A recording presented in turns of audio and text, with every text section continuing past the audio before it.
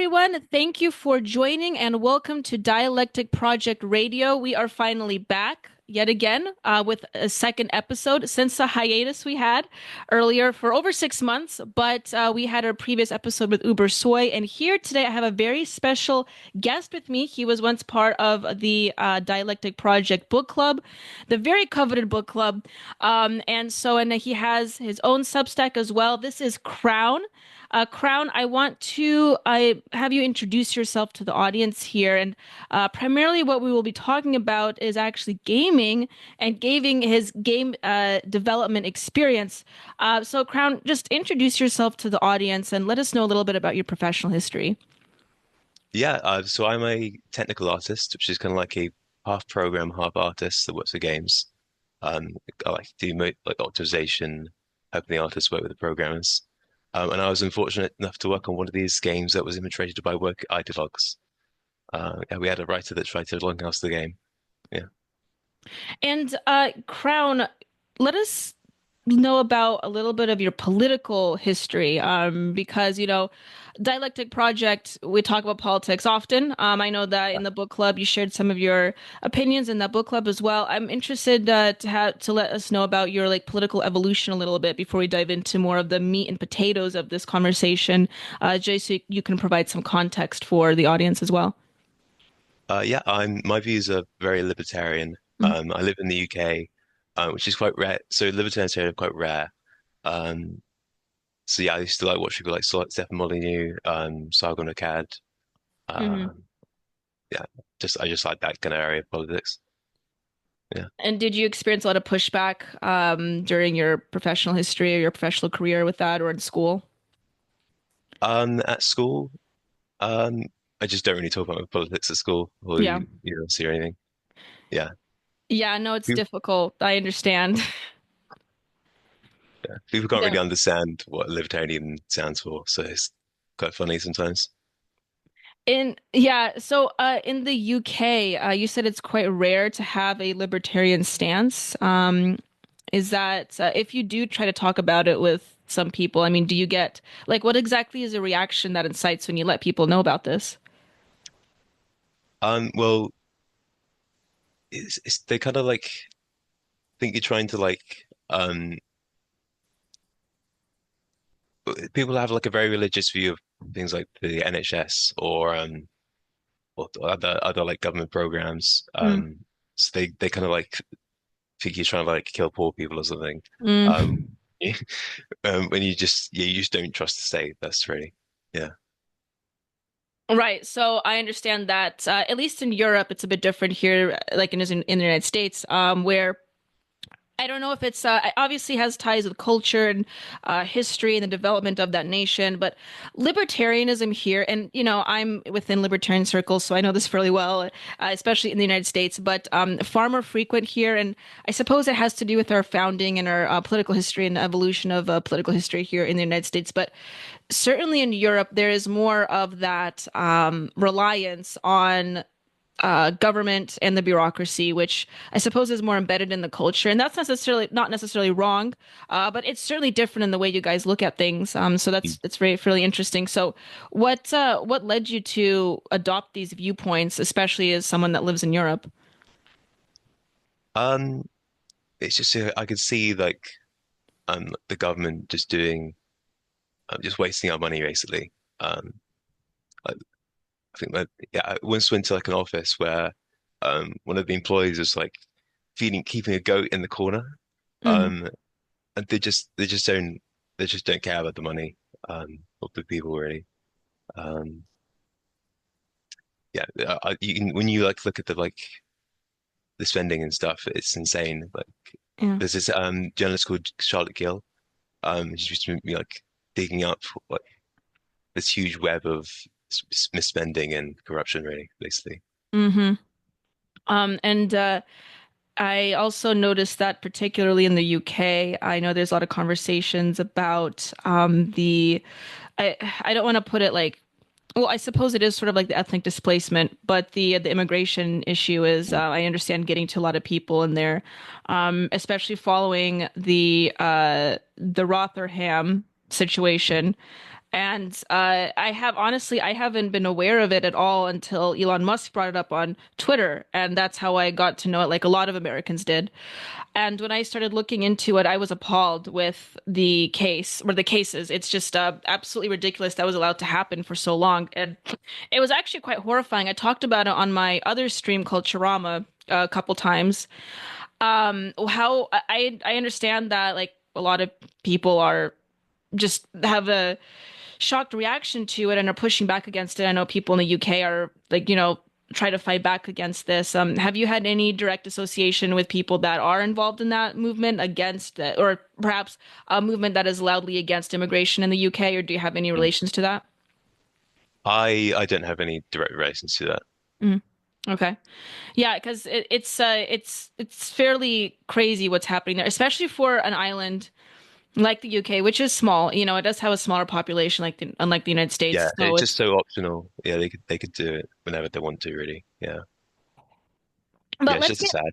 let yeah let's get back to the gaming question because I do want to write more about the gaming subculture. I have had experiences in game. I haven't had direct experiences in Gamergate. I was like, I think, oh, let's see, early like 2019 when it happened. Mm. Um, and so I only know about it as far as I'm aware, like online, and my online associations with it, and hearing people post about it and make videos about it. So I haven't been involved in it, but I'm familiar with it. So I was always interested in that subculture that was involved through Gaming Gate. And during that time, you told me that you worked in gaming development. Yeah. And that's what prompted me to ask you for this interview. And because I did want your take on it, especially since you have some experience with the political pushback against that. So you said that first, let me know about your like history, especially in gaming development, what experience you had there and what games you may have been working on. So I've worked for 5 years in the game industry. Mhm. Yeah, working for like a small like double A company. Um, yeah, I don't want to like dox myself immediately. So Sure. No, no worry. yeah. Okay. So, and the type of games you're working on, what's like, to what extent were you involved in the development of that? Like, you said you worked it with in art. Yeah, I was like the main technical artist, so I Okay. had like a hand in all areas of the game. Yeah, just making it run better. Gotcha. Yeah. And so, what exactly was the political pushback, or you said there was like woke activism involved in preventing the development of that game? Kind of walk me through that. It was more like we had a writer that like tried to subvert the game. So it was like a Okay. game with like a very male audience. It was like an adrenaline-filled game about mercenaries using giant mechs to take over a planet. Um, and she wanted to like subvert it to be for for women instead of men. Oh, Um, okay. so like the male characters sort of sidelined with like new sort of self-insert characters. Um, it's kind of like Interesting. your article, The Death of Beauty. They tried to do that to it.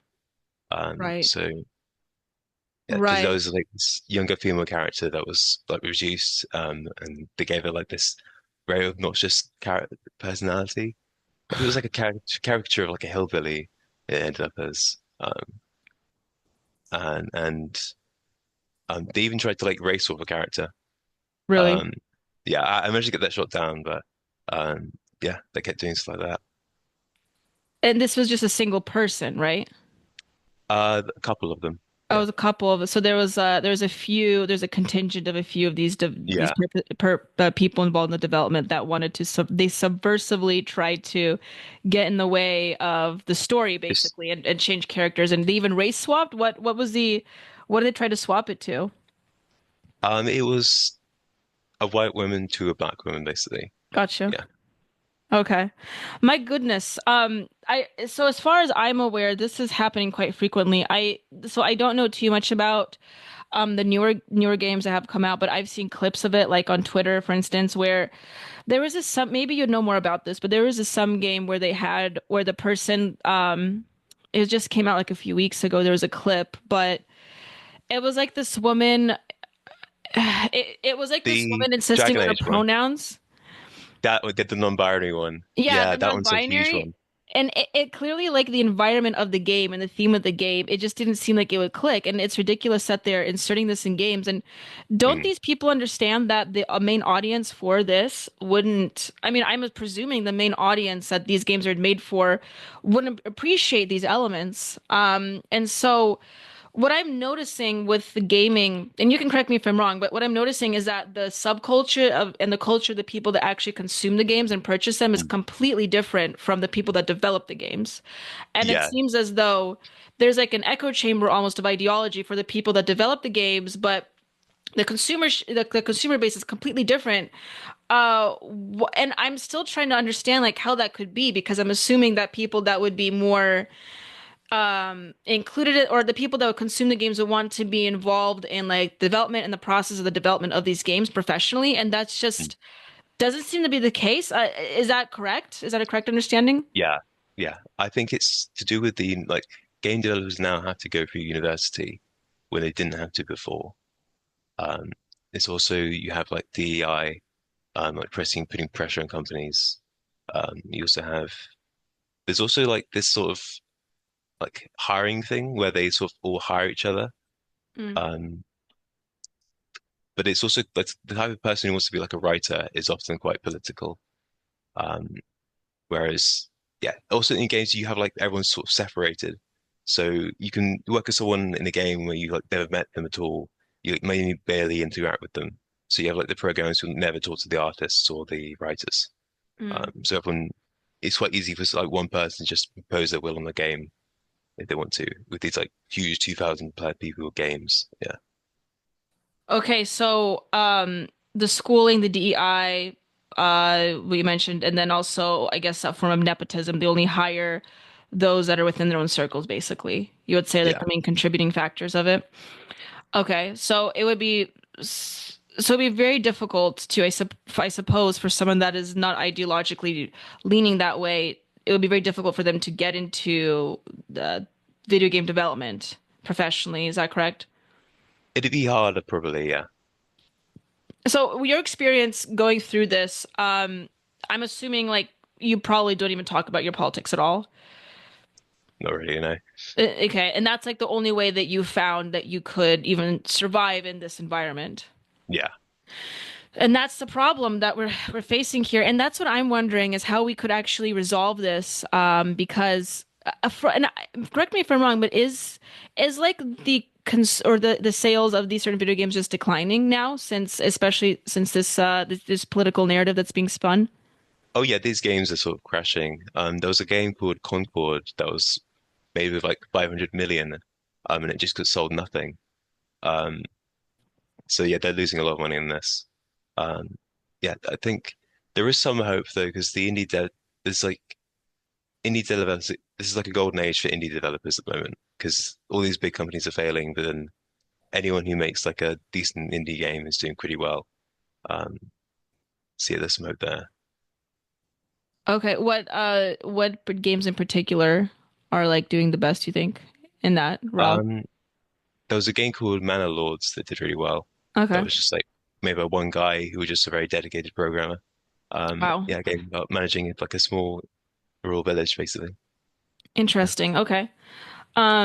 Yeah, no, so what do you think it would take for a group of, I guess, conservative leading or libertarian leading, or however you want to put it, a group of individuals that would develop a game like this? Again, you Mm. don't, I'm not saying like it has to be like at parity levels, having conservative principles or values being pushed in the game, but people that are leading one way ideologically, is that what I guess what I'm asking is how captured is this field?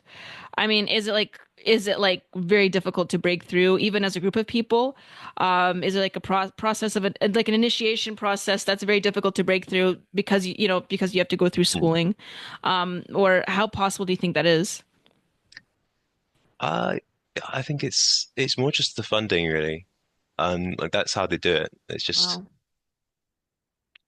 games are very like because it's like you need 5 years to make a game, and you need like a very like upfront amount of cash. Most games are funded on debt. So yeah, he's just really getting funding there from a source that won't like demand creative control, basically. Okay, so funding would be the main issue then. Yeah. I see. So you would need someone that's pretty wealthy, either as a self-starter to do that, or perhaps someone that could donate money to a process, someone perhaps like Peter Thiel or so that has been putting money in various projects that would be considered more conservative leaning. At least that's Yeah, what I've been seeing in I think America. Musk was like talking about it as well. Yeah, he wanted to do something like this. Yeah, Musk was talking about putting money towards a game. I think so. Yeah, I think I heard something of that. Okay. Okay, I wasn't aware of that. That'd be interesting. I wonder what kind of game that would be. But what do you think is the future of video games moving forward? I mean, do you think that there's a possibility for reemergence of because as far as I understand, the industry's not doing so well right now. I Mm. mean, I'm sure it's doing okay to survive as an industry like that because video games are so, ingrained in our modern culture and it's difficult to remove ourselves it's from it. It's like a new version of storytelling in a way. So it would be difficult to say that to completely remove oneself from it or to say that it's, failing. But I would say it's not as good as it once was, especially post 80s, 90s, early 2000 or in early 2000s to a degree. It seemed to be extremely successful and it just doesn't seem to be as big of a deal as it was before. What do you see as someone that, in your experience in the field, it would be the future? Do you think there is like a possibility? Because you mentioned indie games, there's a possibility for like a renaissance in that. Do you think like gaming in totality, there's a possibility for that? Yeah, because it's getting a lot easier for developers to make like solo games. There's a lot of more like free engines and tools for people to use, which is sort of yeah, it's sort of disrupting it. So we got yeah, the technology's there. The technology is there. We just need the will to do so.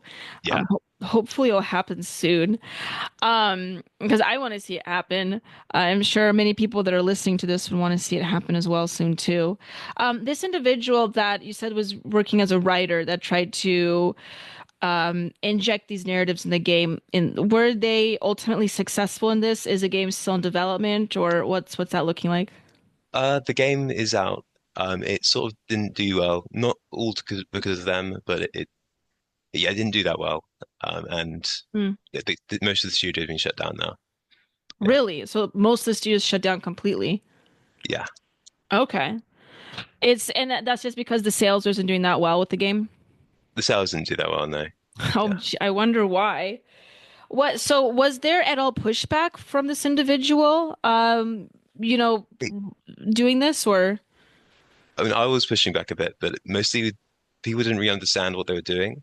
Like developers tend to be like thing-oriented people. They don't really understand like ideology or politics very Oh, well.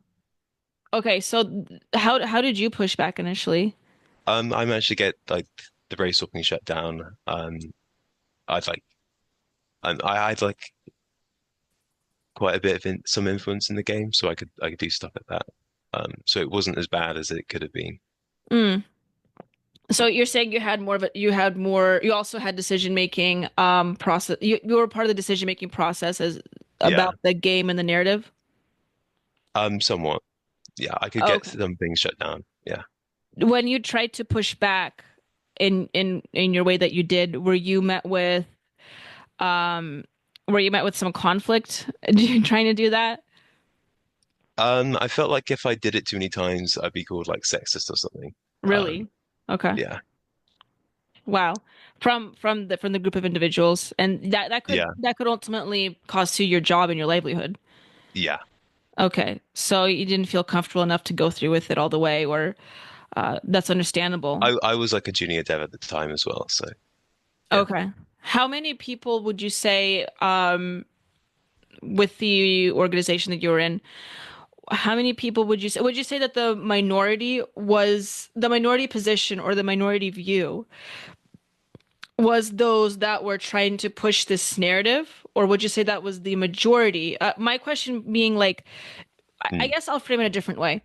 Do you think that the majority of people that were working there sort of had this viewpoint like these narratives are silly and they didn't agree with it and they were more like on your side, but they stayed silent because for the same reasons you were, they Mm. want to keep their jobs?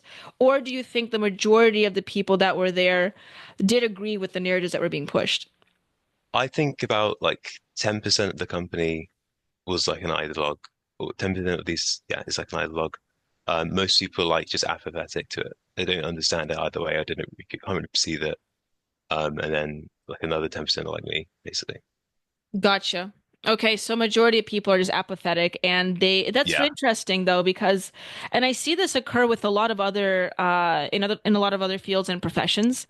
Um especially in my experience in working in various places and it does seem to be the case that and I guess it depends on the type of work, but it is like the majority of the people that are apathetic will stay apathetic, but somehow in that apathy, it's always progressivism or leftism that seems Mm. to thrive. And it's the conservative or the libertarian or right wing or whatever you want to frame it as are the ones that are vilified far more often. And I understand that, like in the arts, especially, that happens even more frequently in academia as well, especially. But it's always a progressive narrative that thrives. And it almost seems as though the right wing narrative is easier to vilify and it's easier to frame as like almost like it's a human rights violation to pose these Mm. questions. And so would you say that that is pretty much encapsulates the entire experience of working within the arts or in gaming at all? Yeah, that I would say it's like that. Yeah. Gotcha. Yeah, it's really what do you think it would take for do you think what do you think it would take for people with our viewpoints to reinvigorate the arts? Do you think I mean, is it just powered numbers or what do you think it will take? Or do you think that we should let these people that develop these games fall on their own sword as it seems to be the case right now?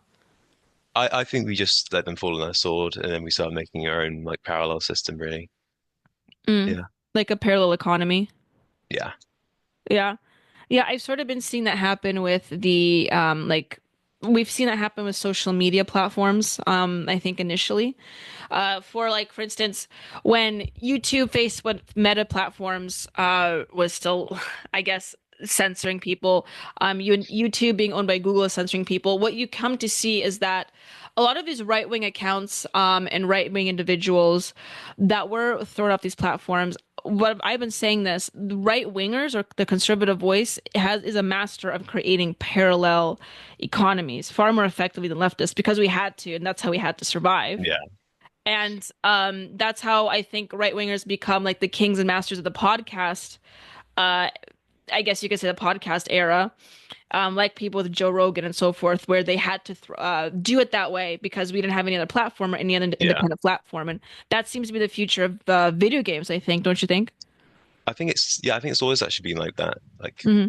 all the people like us sort of moved to the frontier that we always like yeah, explored new frontiers basically, doing new things. Do you think that the people that are basically like shilling money out to these projects, and the people that are funding these projects in video games, they obviously do so, and they have, I mean, they clearly have. Would you say that people that do fund money have an agenda, and that's why we do have these narratives kind of sprout out in these games? Yeah, I'm not actually sure if it's like an agenda or they're doing it like organically. Hmm. Um, it's just such a yeah. I keep thinking about it. Um, there is some like a propaganda angle to it, definitely. Like there was a game called Dustborn, which is actually funded by the Norwegian government, um, which is definitely like some kind of yeah, like Mm. totalitarian kind of ideology coming out there. Um, like you see like propaganda like other things like yeah, in politics. Yeah. Yeah, I do ask myself whether or not it is being funded with a specific purpose or narrative in mind, and this is why we're seeing this happen, or perhaps the field itself is so captured already, and then when they do get these resources in, um, Mm.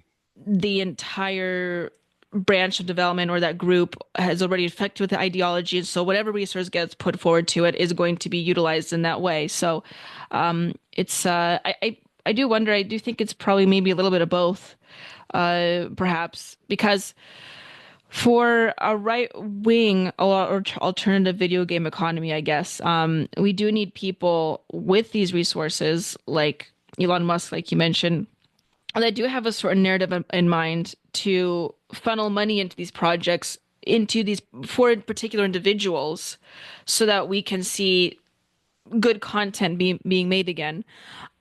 So as far as a right wing is concerned, and we offer these resources, they may need to be done strategically with a narrative in mind.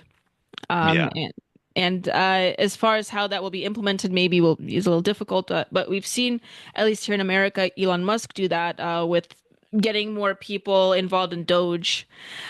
mm, And people have been saying that like the individuals that he's chose to work in Doge, the Department of Government Efficiency, are like young right-wing men. But as far as we're aware, they just have the merit to do that job. And so, for instance, if Elon Musk like sets money towards a particular project, people are automatically going to say that it's a fascist project. Or it's crazy right wing. He's going to be pushing a narrative, but no, they're just trying to make an alternative economy, which is necessary. But that's how we are going to get quality art and quality gaming again. yeah. What is your future in gaming development right now? I mean, you said that they was shut down already, the people that you worked for. What is it? Where are you at right now? Um, yeah, I'm making my own stuff, and yeah, looking for other things. Luckily, I'm not like a bit independent, so I'm kind of okay. Yeah, Okay, you're independent? You're like an independent development? I'm yeah independent development. Yeah, Okay. All right. So are you working on any games right now? yep, yeah. Okay. It's a bit early days though. Gotcha. Gotcha. How far out are you in making that happen? It'll be like 2 years, I think. Two Yeah, years. Oh wow. You say it takes an average of like 5 years to make a game? for like a big game, yeah, 5 years. Yeah, 5 years. Okay. Oh, so are you trying to break through in the indie world with gaming? yeah. I'll try that. Yeah, Okay. Not so well, I'm assuming you're going to announce it when you're done, right? yeah. Should be fun. I'm excited for that. What kind of game is it? Is it like a strategy game or is it a platformer or It's going to be like a trading sim, uh, Okay. Interesting. What half action game. Yeah. Okay. What are some of your favorite games? I really like games like it's kind of like kind of trying to ask someone like what their favorite book is. Uh, Yeah, it's I a really big like question. I really like yeah, Lethal Company was really fun. That's quite recent. Okay. Um, What is it? What is it called? What did you say it was again? Lethal Company. Leave. Okay. Okay. I'm not familiar with that. It's like a horror game. Okay. Quite interesting. A horror Um, game. Interesting. Okay. Yeah, I never, I don't really play horror games as much. I want to look more into that, since I did start a gaming stream recently and I'm thinking about what various other games to play. I had the brilliant idea of playing Cuphead live on my gaming stream, and that's very difficult to do, especially when you're talking with people. yeah. But I'm Another trying to one figure out how to do that. another one is RimWorld. Actually the Uh, developer of that is actually very into the EAC stuff. So he's like into like I think he's like being inspired by like Nick Land even. oh, Um, okay, he's really? got like yeah, he's got like bioscopes. It's like a game where you like in the far future where you land on a planet and try and colonize it. Mm, Um, and you got like bioscopes and pilot pods.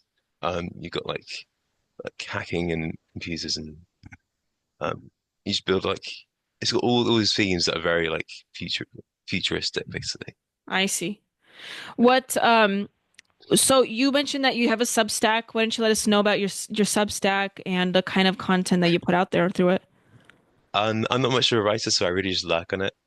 Yeah, Um, yeah, I just write about things that comment on people's posts really. gotcha. And so, what kind of spaces, what kind of circles do you find yourself in through Substack, would you say? I know you've frequented through the Dialectic Project a little bit, but are you involved in some like other circles on there or any particular subcultures?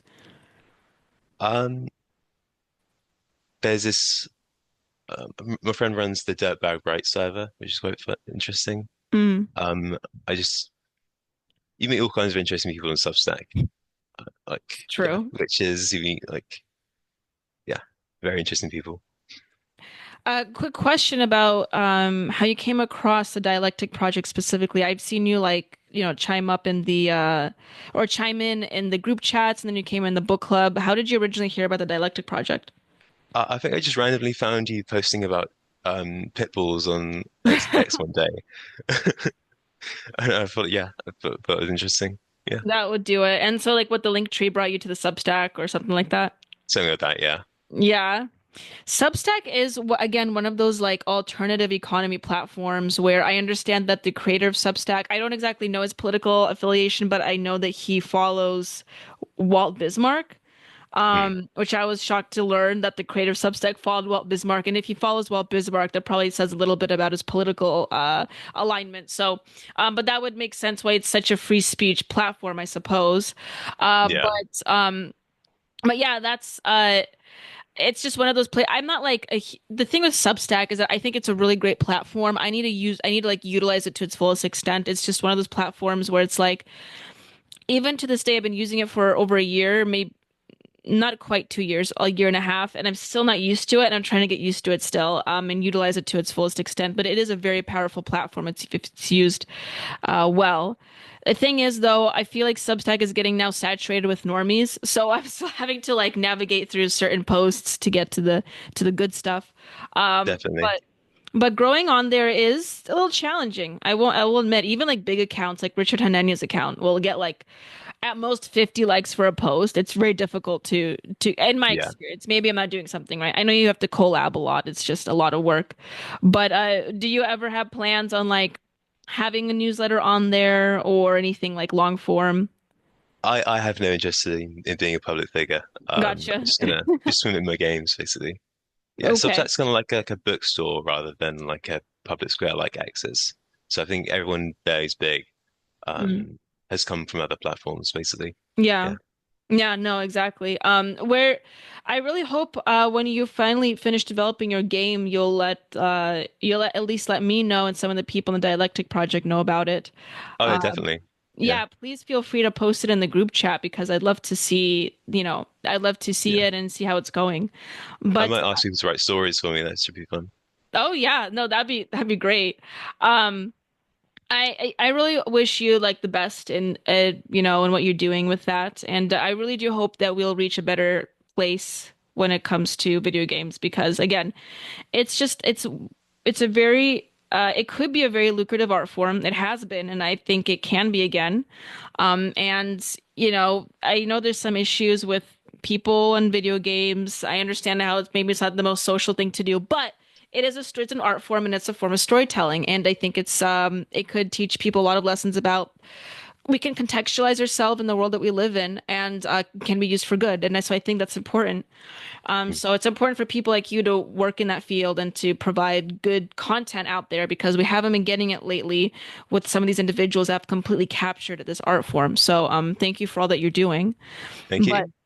absolutely.